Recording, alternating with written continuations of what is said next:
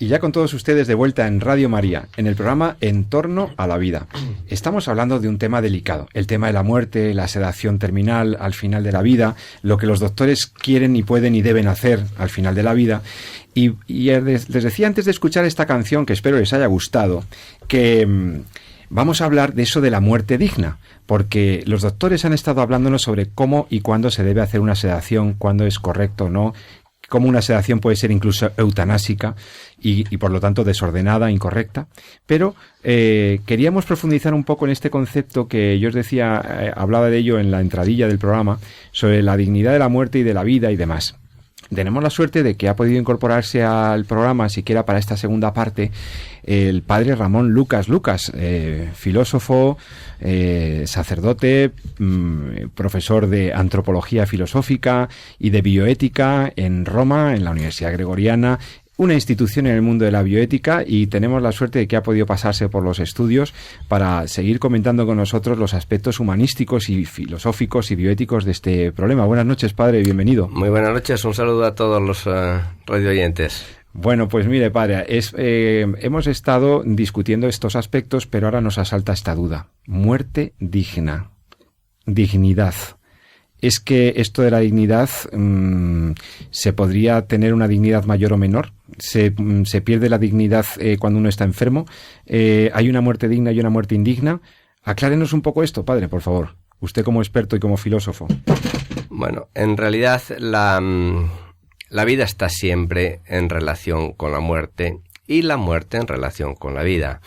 Decía San Agustín, no sé cómo llamar a esta vida, si una vida mortal o una muerte vital. ¿Qué quiero decir con esto?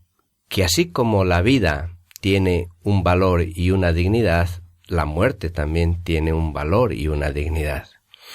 Y yo creo que no solamente para un cristiano, evidentemente para un cristiano cobra una dimensión trascendente, hay una esperanza en el más allá, sobre todo también en la resurrección, y en este sentido la muerte no aniquila nuestra existencia, y la misma muerte nos abre a una nueva vida.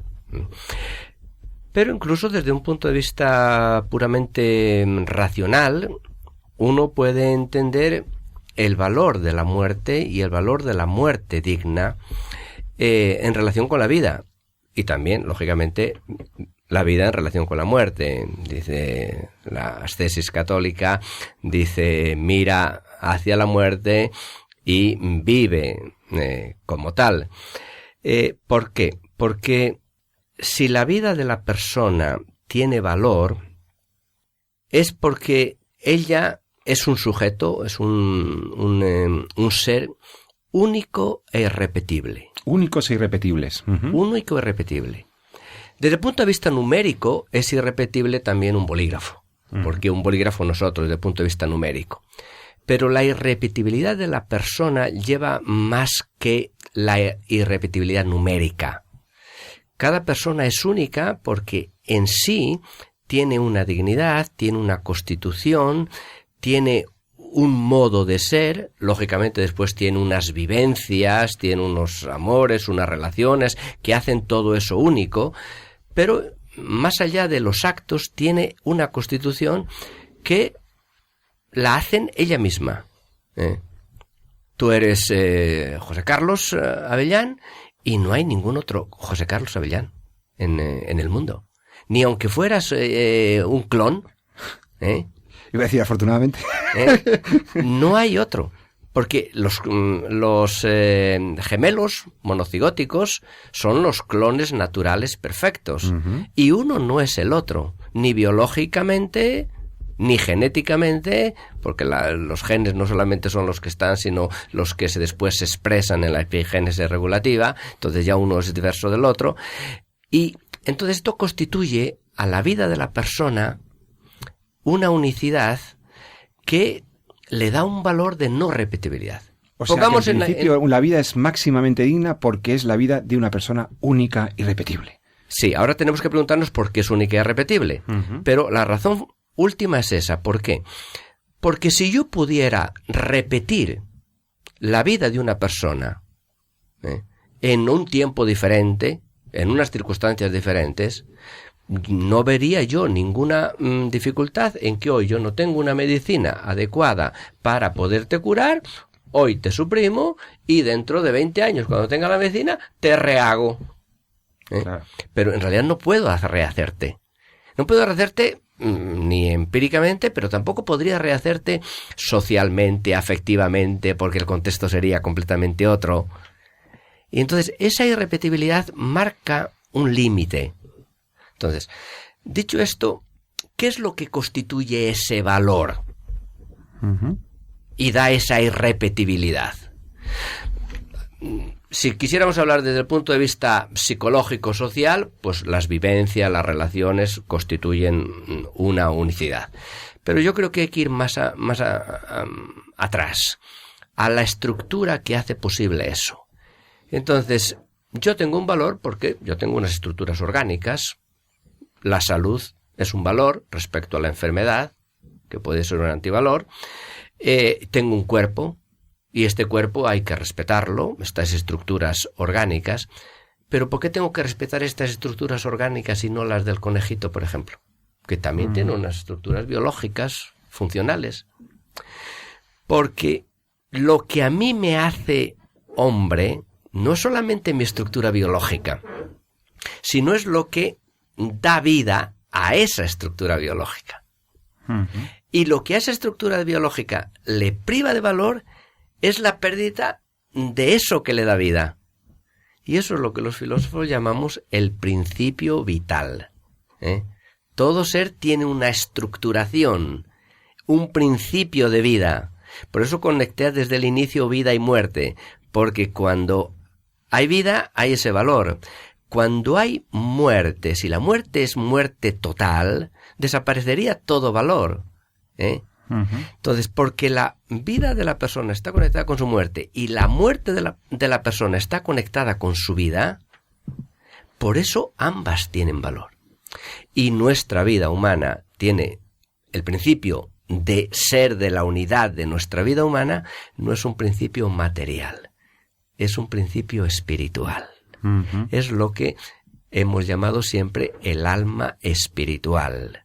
Claro, en sus libros yo he leído el concepto del hombre como espíritu encarnado. Exactamente. Entonces, espíritu encarnado quiere decir un alma que no es un alma pura como la de un ángel, sino es un alma que está como principio de animación, por eso llamamos a los seres vivos seres animados, y a los faltos de vida inanimados, porque tienen un principio de vida que es lo que los organiza. Cuando se dice que la muerte es el último suspiro, se ha visto precisamente en el respirar esa vitalidad, esa organicidad. La diferencia entre el respirar de un ser infrahumano y de un humano es que el respiro vital humano proviene de ese centro, que es el alma humana, y el alma humana es un alma espiritual. Y entonces, si volvemos a lo anterior de la unicidad, esto lo remarca mucho más, porque las cosas que son materiales, de alguna forma yo las puedo componer, repetir, reproducir. Las cosas que son espirituales no están compuestas de nada, son simples. Yo no las puedo componer a partir de nada, porque no están compuestas, son simples. Y entonces el alma espiritual es creada directamente por Dios para cada ser, y ese es un acto irrepetible. Y esto concede por el principio también de la unidad de la persona, ¿no? Que es corpórea, no tengo un cuerpo del cual puedo disponer, sino que hay una unidad en lo espiritual, lo psíquico y lo corporal o material. Esto concede un enorme valor también a lo biológico y a la vida y tal. Pero la pregunta es, ¿puede una vida convertirse en indigna y por tanto indigna de respeto? Es decir, ¿podría una vida ser más digna que otra? Yo creo que aquí el lenguaje nos juega una mala jugada. Porque hablamos de la calidad de vida respecto a la vivencia que las personas hemos tenido de la vida y en la que vemos al ser querido que no puede hacer ya. Y decimos, es que ha perdido la calidad de vida. Bueno, ha perdido la posibilidad, la calidad de vida, si tú quieres, en movimiento, en agilidad, en independencia, en autonomía. En ese sentido, ha perdido la calidad de vida. Es innegable. Y todo proceso de enfermedad o de envejecimiento conlleva eso. Pero una cosa es perder esa calidad de vida a nivel vivencial, y otra es decir, tu vida ha perdido valor. No, la vida de la persona humana no pierde valor nunca. Como vida de la persona no pierde valor nunca. Ni siquiera no pierde... cuando es percibida como menos valiosa por porque él. Las cosas no son porque tú las percibes. Ajá. Tú las percibes porque son. Claro. Y no cobran valor porque yo las perciba como valiosas, claro sino que no lo son. Bueno, tú le puedes otorgar, percibiéndolas en un determinado modo, le puedes otorgar un valor subjetivo que puede corresponder también al valor objetivo, o puedes no otorgárselo. Pero hacer depender el valor de las cosas de la percepción de las mismas o del valor que nosotros le atribuimos a las mismas, yo creo que es cambiar los planos y es un error, porque eso podría valer para la publicidad. En la publicidad, existir es ser percibido. Claro. Pero no en la ontología, en la vida de las cosas. En la mayoría de las cosas. Quería preguntarle algo, don Miguel. Sí, padre, yo quería preguntarle porque ahora hay una enfermedad que es muy frecuente, una situación que son las personas con demencia. Yo creo que todos conocemos a algún familiar que ha padecido una demencia o le estamos cuidando durante mucho tiempo. Y a veces, más allá del cariño, pues es difícil, ¿no?, el ver reflejada este concepto del que estamos hablando. Yo quería que nos explicara un poco, porque a mí me parece que aunque no lo veamos de una manera patente, pues estas personas exactamente siguen siendo de alguna manera las mismas personas que lo fueron en su momento, independientemente de que hayan perdido la capacidad de comunicarse con nosotros, estar. Y a veces esto es interesante que lo podamos entender, pues para poder cuidarles con mucha más satisfacción, ¿no? Pues mire, yo le podría responder, gracias por la intervención, con una cosa muy reciente. Es la asamblea plenaria que tuvimos hace 20 días en Roma, de la Academia para la Vida, en la que se trató precisamente el tema de los cuidados paliativos, especialmente de los ancianos y de los procesos de demencia, sea de Alzheimer, sea de demencia senil. Y otro, el hecho de que yo tuve a mi papá 8 años en esa situación, y lo pude atender. Y le puedo decir que en las dos circunstancias, sean los estudios científicos de la academia de estos días, sean la experiencia que con mi familia tuve de mi papá, esas personas perciben mucho más de lo que aparenta. Pero mucho más. Yo vi situaciones concretas en mi papá en que un guiño del ojo, o bajar los ojos, o una especie de lágrima que le aparecía, o un apretarte la mano, eran auténticos discursos, de lo que él quería, de lo que él percibía. Yo vengo de Roma, lo veía relativamente poco, y cuando no hablaba, en los últimos periodos no hablaba para nada, apenas si te conocía. El último año desde luego ya no me conocía. Pero de todos modos había una capacidad de entender por parte de él, o sea, de percibir más que de entender, de percibir por parte de él quién lo quería, quién lo trataba y quién no, sé, como que se escabullía, Eso es clarísimo. Entonces, yo creo que la dureza de una experiencia de esas ante los seres queridos es muy fuerte. O sea, es muy fuerte para ellos, y es muy fuerte para los que están al lado. Eso, sobre todo cuando es constante, cuando hay que estar todos los días. Pero yo creo que aquí, no solamente por gratitud hacia ellos, porque yo creo que el mejor signo de gratitud no es eliminarlos, sino el mejor signo de gratitud es acompañarlos. O sea, un amor que por amor mata, a mí me es difícil entenderlo. Estamos en el programa En torno a la vida, hablando con don Ramón Lucas, con Miguel Tellez y Fernando Herba, del tema de los dilemas éticos al final de la vida. Pero hay una cosa que ha salido, padre Lucas, en la tertulia que tenemos, sobre la autonomía de los pacientes. Hemos dejado claro que toda vida tiene un valor, y que tiene un valor por ser única, irrepetible, añadiríamos un don de Dios precioso, etcétera. Pero planteábamos, ¿y si el paciente reivindica su derecho a no seguir? Que esto se dice mucho, oiga ya, pero esto está muy bien, pero para usted, dígame por qué no me deja a mí, ¿no?, tomar una decisión así.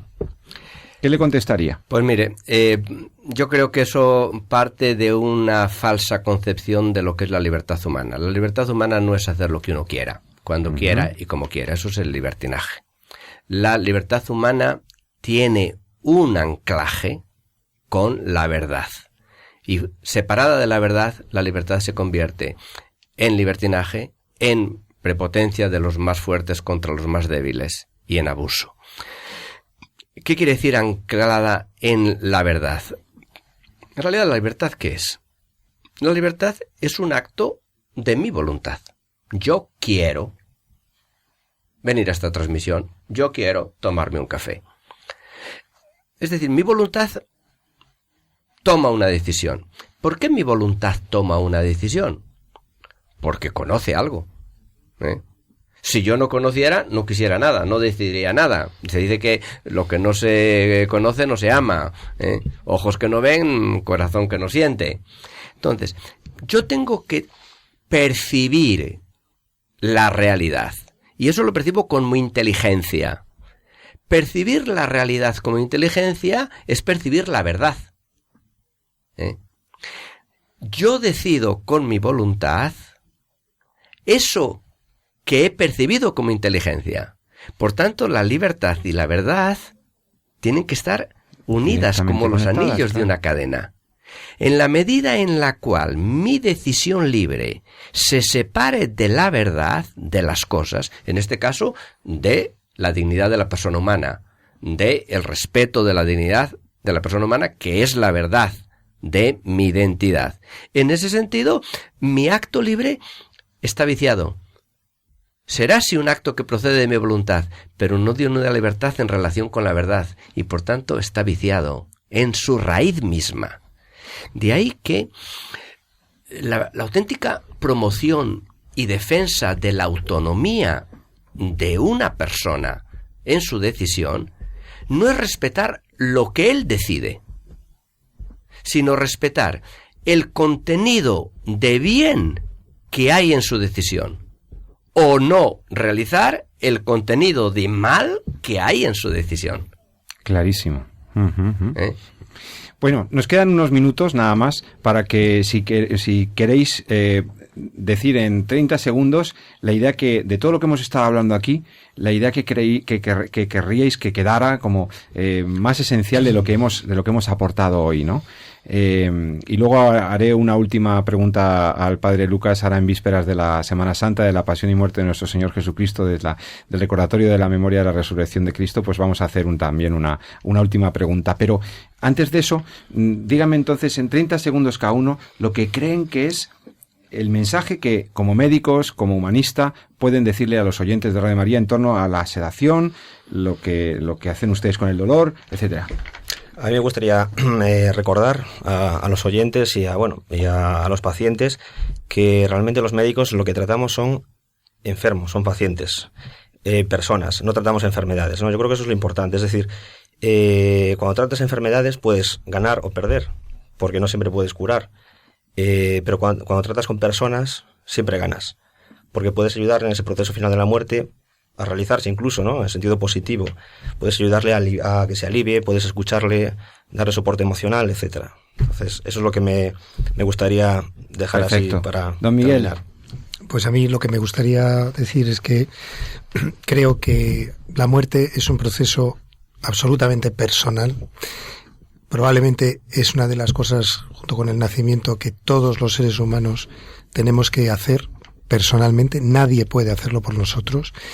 Y desde mi punto de vista, el papel que debemos jugar los médicos en los momentos próximos a la muerte, pues tiene que ser un papel de positivo, de ayuda, para que ese momento tan personal se pueda hacer con la mayor serenidad posible, exento de sufrimiento y sin angustia de ningún tipo. Y que creo que a día de hoy los cuidados paliativos de los que se disponen y la formación de los médicos en este sentido, pues es un pilar fundamental para que todo el mundo tenga la posibilidad de tener ese derecho de realizar ese acto tan personal del mejor modo posible.